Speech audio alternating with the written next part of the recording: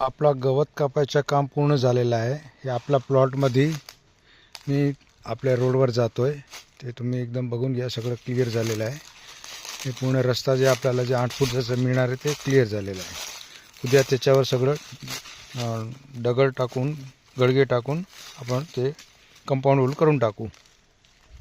ते उद्यापर्यंत होणार, पूर्ण कंप्लीट होणार. हे बघा समोरचं एकदम रोड दिसत आहे आपल्याला.